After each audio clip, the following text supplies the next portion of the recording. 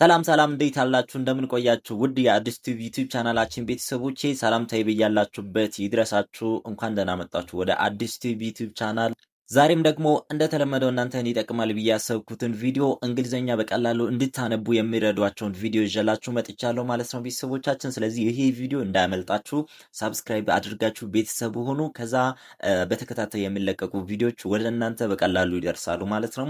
የዛሬ ቪዲዮ ደግሞ በጣም ቀለል ባለ መልኩ እናንተ ፊደላቶቹን ስትጠሩ በቀላሉ መጥራት ያለባችሁ እንዴት እንደሆነ በተለይ ስታነቡ ኤቢሲዲ ብላችሁ ስታነቡ ሳይሆን ጽሁፎችን ስታነቡ ቃላቶችን ስታነቡ እንዴት ማንበብ እንዳለባችሁ የሚያሳይ ቪዲዮ ነው ይዤላችሁ የመጣሁት ማለት ነው። ሶ ከመጀመሪያው ጀምረን እያንዳንዷ አጠራሯ እንዴት እንደሆነች እያየን እንሄዳለን ማለት ነው ቤተሰቦች። ሶ የመጀመሪያዊቷ ፊደል ማናት? እቺ ኤ ፊደል ናት አይደለ? ኤቢሲዲ ብለን ስንቆጥር ኤ ብለን ነው የምናነባት ኤ ብለን ነው የምናነባት ማለት ነው። ግን አንዳንድ ጊዜ ከቃላቶቹ ጋር ስትመጣ አንዳንዴ ኤ ብለን እናነባለን። እዚህ ጋር አማርኛ ላይ እንደጻፍኩላችሁ አንዳንዴ ኤ ብለን እናነባለን እዚህ ጋር እንደምትመለከቱት። አንዳንዴ ደግሞ አ ብለን የምናነብበት ጊዜ አለ ማለት ነው። ለምሳሌ አዲስ አበባ ብላችሁ ለመጻፍ ብትፈልጉ አ ብላችሁ ነው የምትጀምሩት ማለት ነው ቤተሰቦቻችን። ስለዚህ አ ብላችሁ የምታነቡበት ጊዜ አለ።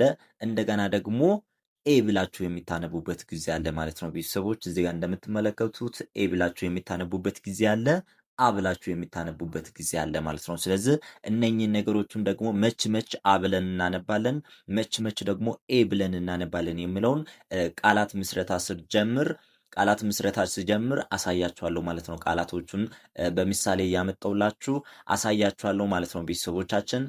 አጭርና ረዥም የሚባሉ ቃላቶች አሉ፣ ወይም አጠር ተብሎ የሚነበቡና ረዘም ተብሎ የሚነበቡ ቃላቶች አሉ ማለት ነው በእንግሊዝኛ። ስለዚህ እነሱን ቃላት ምስረታ ስንጀምር አሳያችኋለሁ ማለት ነው። መች ኤ ብለን ነው የምናነበው፣ መች ደግሞ አ ብለን ነው የምናነበው የምለውን አሳያችኋለሁ ማለት ነው ቤተሰቦች።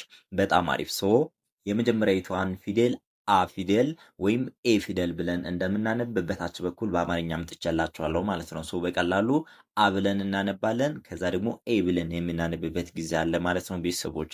በጣም አሪፍ። እችኛዋ ደግሞ ኤ ቢ ሲ ዲ ስንል ቢ ብለን ነው አይደለም የምናነባት። ስለዚህ እቺ ራሷን የቻለች ኤ ቢ ሲ ዲ ብለን ስንቆጥር እንደምናነበው ብ የሚል ድምጽ ነው ያላት ማለት ነው። ያው አናባቢዎቹ ሲመጡ ባ ቤ ቡ ምናምን እያላችሁ ትቀይራላችሁ።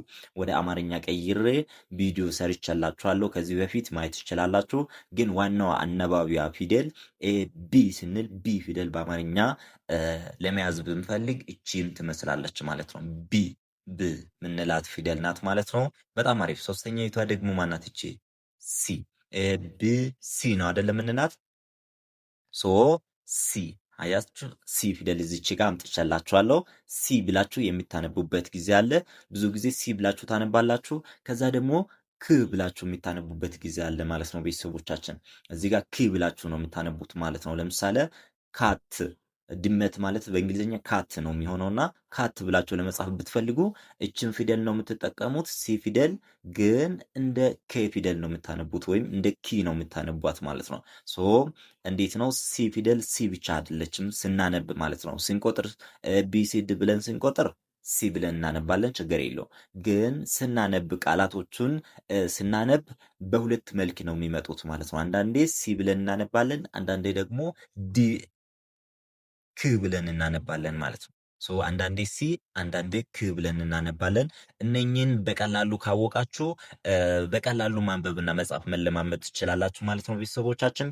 አብዛኞቻችሁ አሁን እንግሊዘኛ ቋንቋ ብቻ መጻፍ ሳይሆን የእንግሊዝኛ ፊደል ተጠቅማችሁ በአማርኛን ለመጻፍ ትፈልጋላችሁ እና በአማርኛ ስጽፉ ችግር የለውም። ትክክለኛ ከአማርኛ ወደ እንግሊዝኛ ስንቀይር እንደምንጽፈው ትጽፋላችሁ። ግን የእንግሊዝኛ ቋንቋ መጻፍ ማንበብ ሲጀምሩ በጣም ትቸገራላችሁ ማለት ነው። ሶ እነኝን ፊደላቶችን እንዴት እንደምናነብ መጀመሪያ በደንብ መለየት አለባችሁ ማለት ነው ቤተሰቦች።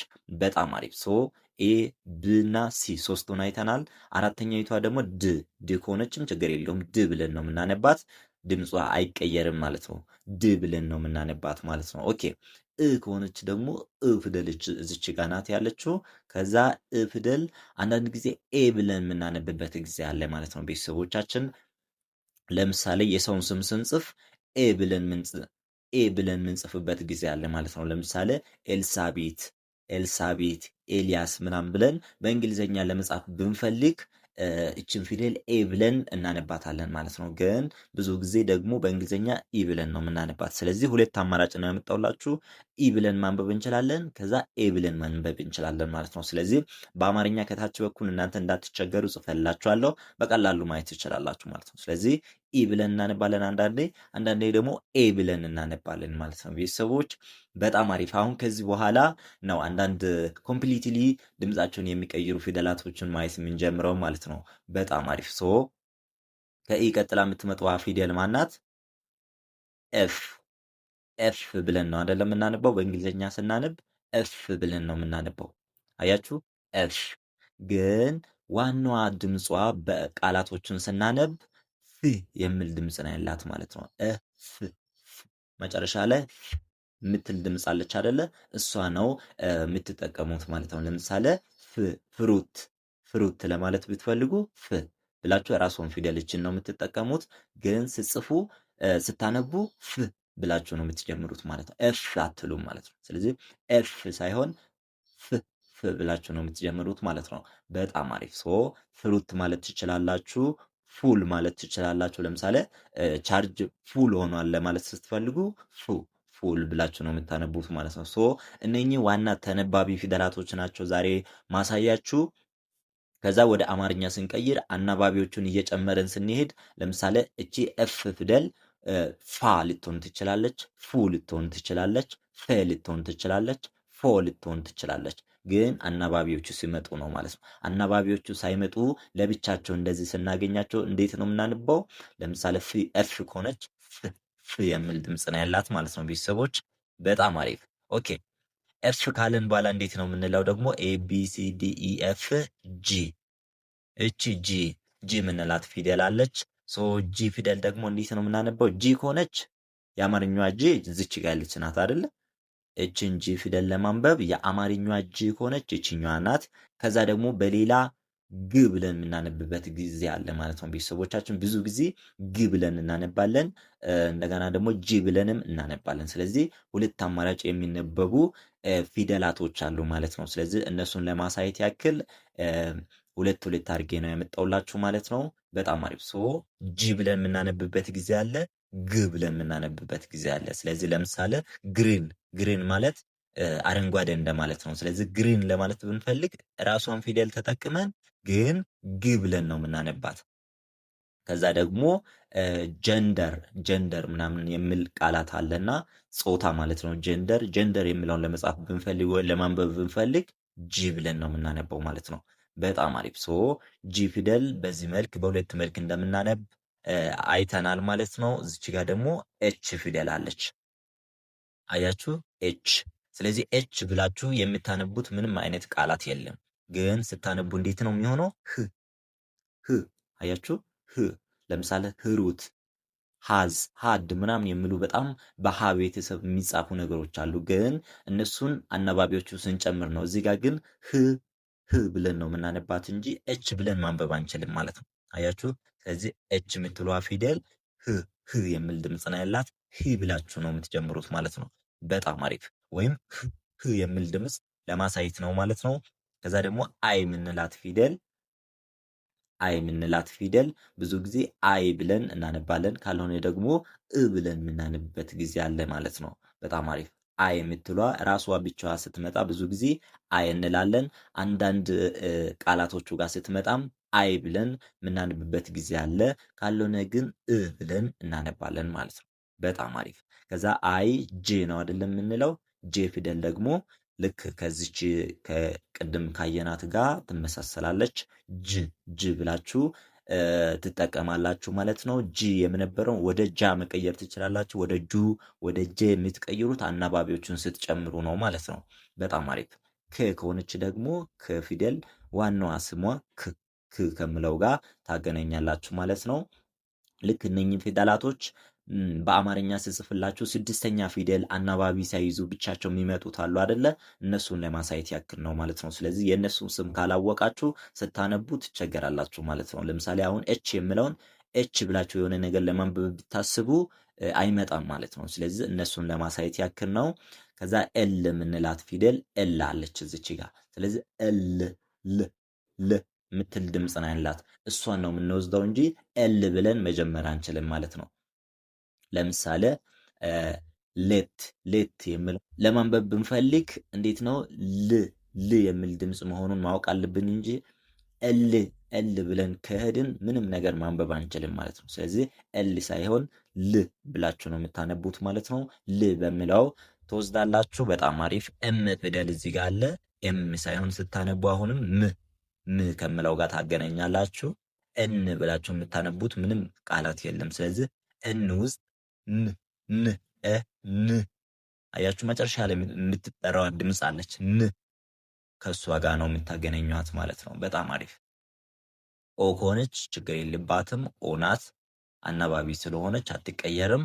ኦናት ማለት ነው። ከዛ ደግሞ ፒ ወይም ፕ ምንላት ፊደል አለች። ስለዚህ እሷን ፊደል ከማን ጋር ነው የምታገናኙት? ከፔ ቤት ፒ ፊደል ስድስተኛዋ አለች፣ ከእሷ ጋር ትገናኛለች። ከዛ ደግሞ ኪው ፊደል ያው ኖርማሊ ቂ የሚል ድምፅ በእንግሊዝኛ ስለሌለ ኬ ፊደል አድርገን ነው የምንጠቀመው። ብዙ ጊዜ እንደ ኬ ነው የምንጽፈው፣ ግን ኖርማል ትርጉሙ ወደ አማርኛ ብንቀይረው ቅ የሚል ድምፅ ለማመልከት ነው ማለት ነው። በጣም አሪፍ። ከዛ ደግሞ አር ምንላት ፊደል አለች። አር ብለን አናነብም፣ ግን ድር ምትል ድምፅ ለመጻፍ ነው የምንጠቀመው ማለት ነው። ወይም ድር ምትል ድምፅ ለማንበብ ነው የምንጠቀመው ማለት ነው። ስለዚህ ር ምትሏን እችኛዋን ፊደል መጠቀም እንችላለን ማለት ነው ቤተሰቦች። በጣም አሪፍ። ኦኬ፣ ቀጣይ ደግሞ ኤስ አያችሁ፣ ኤስ ብላችሁ የሆነ ነገር ከጻፋችሁ ኤስ ብላችሁ ከጀመራችሁ የሆነ ነገር በትክክል ማንበብ አትችሉም ማለት ነው። አያችሁ። ስለዚህ ኤስ ሳይሆን ስ የሚል ድምፅ ለማሳየት ነው ማለት ነው እችኛዋ የምንጠቀመው፣ ወይም እሷን ለማንበብ ነው። ለምሳሌ ስ የሚል ድምፅ ለማንበብ ይሄኛው እንጠቀማለን ማለት ነው። ለምሳሌ በእንግሊዝኛ የሆነ ምሳሌ ቢሰጣችሁ ሊከብዳችሁ ይችላል። ግን በእንግሊዝኛ ብዙ ቃላቶች አሉ በሲ ፊደል የሚጀምሩት ማለት ነው፣ ወይም ኤስ ፊደል የሚጀምሩት ማለት ነው። አንዳንድ ጊዜ ልክ ኤስ ብለን የምናነብበት ጊዜም አለ። በዚች ፊደል ላይ ለየት የሚያደርገው ነገር ግን ብዙ ጊዜ ስ የሚል ድምፅ ለማሳየት ነው ማለት ነው ቤተሰቦች። ስለዚህ ኤስ ብለን አንጀምርም ማለት ነው። ኤስ ብለን የምንጀምራቸው ቃላቶች አሉ። ለምሳሌ ስፒክ፣ ስፖርት ምናምን የሚሉ ቃላቶች አሉ። እነሱ ሲመጡ ልክ እስ የሚለውን ድምፅ ተጠቅመን የምናነብበት ጊዜ አለ፣ ግን ሁሌ አይደለም ማለት ነው። ስለዚህ ሲ ከሚለዋ ፊደል ጋር እንድታገናኙ ይሁን ማለት ነው። በጣም አሪፍ። ቀጣይ ደግሞ ቲ ፊደል ናት። እቺ ቲ ፊደል ት። ስለዚህ ቲ ናት ራሷ አትቀየርም። ከዛ ዩ ፊደል፣ እቺ ዩ ፊደል ደግሞ እዚህ ጋር እንደምትመለከቱት ዩ ብለን እናነባታለን። እንዲሁም ደግሞ አ ብለን የምናነብበት ጊዜ አለ ማለት ነው ቤተሰቦቻችን። እቺ ፊደል ለምሳሌ አግል የሚል ቃላት አለ። አግል ማለት አስቀያሚ እንደማለት ነው በእንግሊዝኛ። ስለዚህ ለማንበብ አ ብለን ነው የምንጀምረው ማለት ነው። ስለዚህ ዩ ብለን አይደለም። አንዳንድ ደግሞ ዩ ብለን የምንጽፋቸው ቃላቶች በጣም ብዙ አሉ። አ ብለን የምናነባቸው ቃላቶች በጣም ብዙ አሉ ማለት ነው። ስለዚህ ሁለት ድምፅ ነው ያላት ማለት ነው ለእሷም እሷም እንድታስተውሉ ይሁን ማለት ነው። ከዛ ደግሞ ቪ ምንላት ፊደል አለች። ቪ ፊደል ደግሞ እዚች ጋር አለችው። ቪ ማየት ትችላላችሁ። ደብሊው ስንል ደግሞ ደብሊው ብለን የምናነባው ምንም አይነት ፊደል የለም፣ ግን ደብሊው መጨረሻ ላይ የምትመጣው ድምፅ አለች፣ ው የምትል ድምፅ። እሷን ተጠቅመን ወይ ቤተሰብ እንጽፋለን ማለት ነው። አናባቢዎቹን እየጨመርን ወደ ዋ፣ ወደ ው፣ ወደ ዎ እየቀየርን እንጠቀማለን ማለት ነው ቤተሰቦች። በጣም አሪፍ። ኤክስ ፊደል አለች እዚች ጋር ደግሞ ኤክስ ፊደል ለምሳሌ የመጀመሪያ ፊደል ሆና ከመጣች ኤክሴ ምናምን ብላችሁ ማንበብ አትችሉም። ስለዚህ ዜ ብለን አንዳንድ ጊዜ እናነባለን ማለት ነው። ዜ ብለን የምናነብበት ጊዜ አለ ማለት ነው። ዋይ ፊደል ደግሞ ልክ ከይ ከምለው ፊደል ጋር ይገናኛል ማለት ነው። ዘድ ፊደል ደግሞ ከዚህ ፊደል ጋር ትገናኛለች ማለት ነው። አያችሁ። ስለዚህ አሁን እነኚህን ቃላቶችን እነኚህን ፊደላቶችን ያስተማርኩበት ዋናው ምክንያት ምንድን ነው? ብዙ ተማሪዎች ABCD ብላችሁ እንደቀጠራችሁ እዛ ቃላቶችን ስታነቡ እንደዛ ለመጠቀም ትፈልጋላችሁ ማለት ነው። ስለዚህ እንደሱ ሳይሆን ኖርማል ድምጽ የምንላቸው አሉ። ስናነብ የምንጠቀማቸው ድምጾች አሉ ማለት ነው። ስለዚህ እነሱን ቀለል ባለ አማርኛ ለማሳየት ነው የሞከርኩት ማለት ነው። እናንተ ውስብስብ ነገር ሳይመስልባችሁ በቀላሉ ድምጻቸውን እንድታቁ በምለው ነው ይህን ቪዲዮ ያመጣሁላችሁ ማለት ነው። ስለዚህ በዚህ ቻናል በጣም ብዙ የእንግሊዝኛ ትምህርቶችን እናስተምራለን። መማር የምትፈልጉ ተማሪዎች በታች ባስቀመጥንላችሁ ስልክ ቁጥር እየደወላችሁ መማር ትችላላችሁ። በአጭር ጊዜ በአጭር ወራቶች ውስጥ አውቃችሁ አንብባችሁ የምትወጡበትን እድል አመቻችተንላችኋል ማለት ነው። ቤተሰቦቻችን እንግሊዝኛ ብቻ ሳይሆን አማርኛም መማር የምትፈልጉት እየደወላችሁ መመዝገብ መጀመር ትችላላችሁ ማለት ነው። ጥያቄ ካላችሁ ጠይቁ። ከወደዳችኋቸው ደግሞ ላይክ፣ ኮሜንት እያደረጋችሁ የእናንተን መውደዳችሁን እንድታሳዩን ፈልጋለሁ ማለት ነው። በቀጣይ በሌላ ቪዲዮ እስክንመለስ ድረስ ሰናይ ጊዜ። አመሰግናለሁ።